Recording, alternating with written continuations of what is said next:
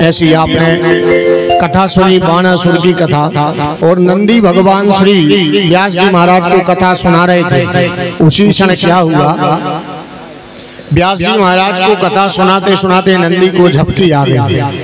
और झपकी आने से व्यास जी से कहने लगे, हे व्यास जी,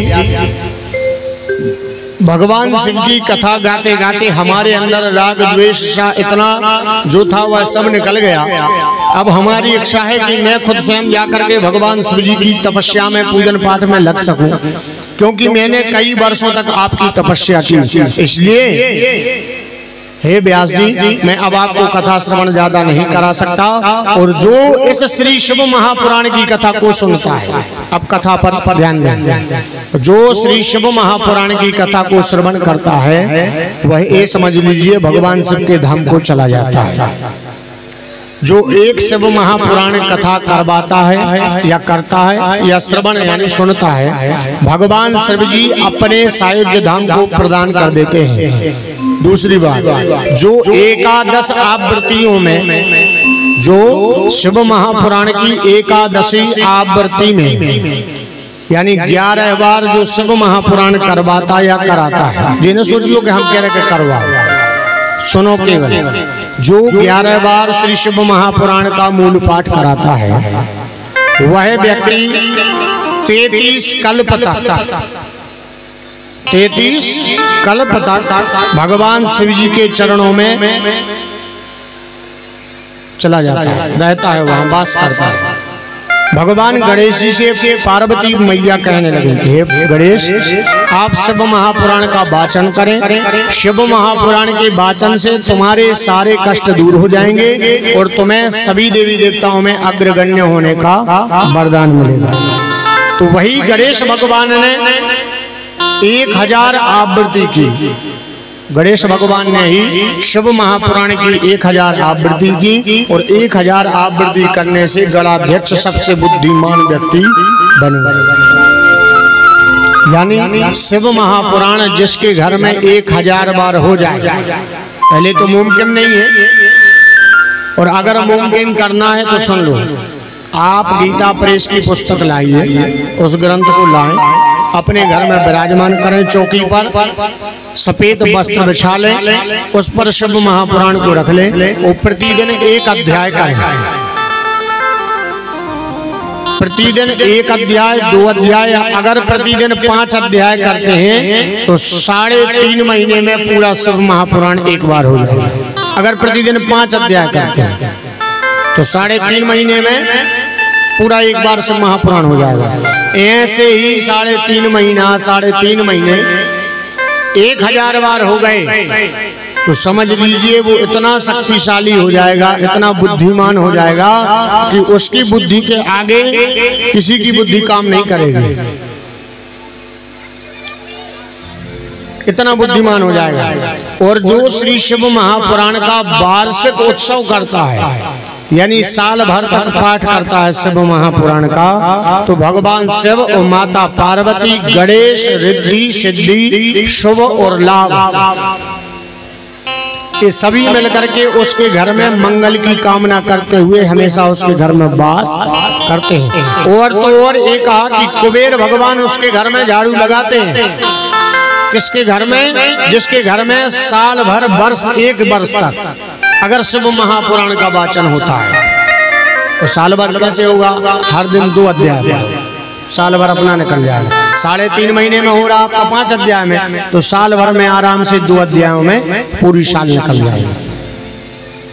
जो श्री शिव महापुराण की महिमा को जानता है और जान करके उसको मानता नहीं, तो भगवान शिव जी उससे रुष्ट हो जाते हैं एवं उसको अन्नपूर्णा की कमी कर देते हैं। जो व्यक्ति समझ लिया है, सुनी है, ऐसी कई कथाएं सुन ली हमने सब पुराण की, या शिव जी की कृपा नहीं पाई उसने, तो भगवान विष्णु या हरि की निंदा की, क्योंकि हरिहर निंदा सुनाई जे काना, होई ब्रह्म गौ घात समाना। अगर भगवान विष्णु की या हरि की निंदा की या शिव पुराण की निंदा की तो उसको 7 जन्मों तक कोढ़ी होने का श्राप लगता है। अब को चाहत कोढ़ी बन गया, कोई नहीं चाह।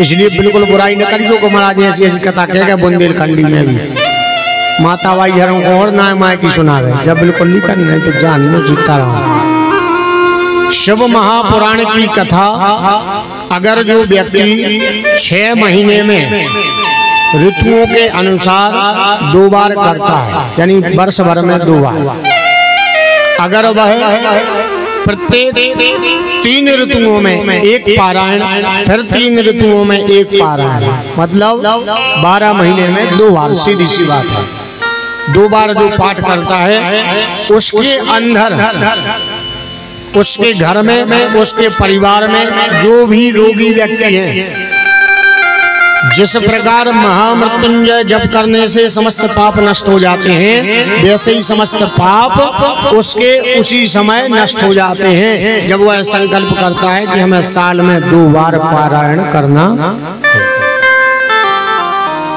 इस शिव महापुराण की महिमा, जो शिव महापुराण की कथा सुन करके ब्राह्मण को या कन्या को भोजन प्रसादी खिलाता है तो वह भगवान शिव जी की कृपा से जब तक पृथ्वी पर रहता है तब तक धन वैभव से युक्त रहता है, उसको पैसे की धन की लक्ष्मी की कभी कमी नहीं रहती।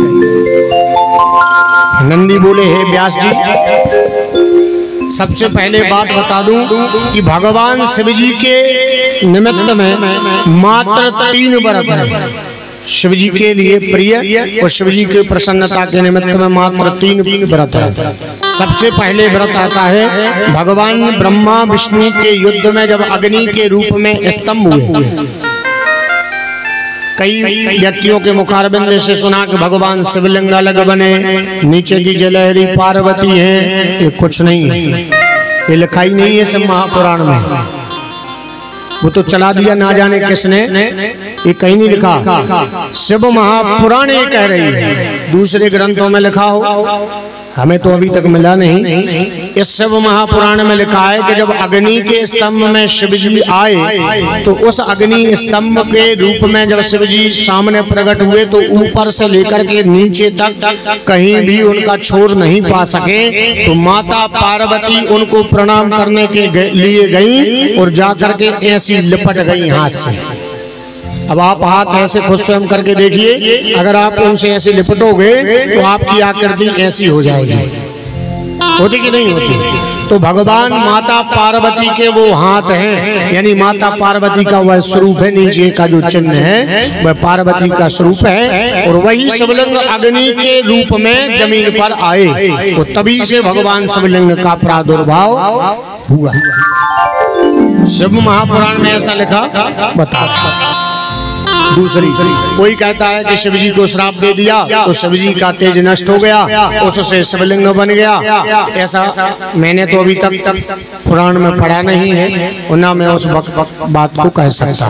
तो अग्नि के रूप में भगवान शिव जी का, तो जो अग्नि रूपी उस शिवलिंग का पूजन करता है, शिवलिंग यानी एक तो शिवलिंग है उनका भाव दे करके बाणलिंग, बाण मीन्स नर्मदेश्वर भगवान। आप भेड़ा घाट जाओ, जबलपुर के पास भेड़ा घाट के पास बना है बाण घाट, वहीं बाण घाट में भगवान शंकर जी निकलते हैं। तो जो उस नर्मदेश्वर यानी बाण घाट के शिवलिंग का पूजन अर्चन करता है तो उसके समस्त पाप नष्ट हो जाते हैं, और भगवान शिव जी उसके पीछे पीछे चलकर कहते हैं कि बताओ तुझे वरदान क्या चाहिए। लेकिन जो व्यक्ति नर्मदेश्वर शिवलिंग का अपमान करता है यानी बाणलिंग का जो अपमान करता है उसको रौरव नाम के नरक में पहुंचना पड़ता है। व्यास जी महाराज को नंदीश्वर कथा सुना रहे थे, उसी समय सभा के मध्य में जैसी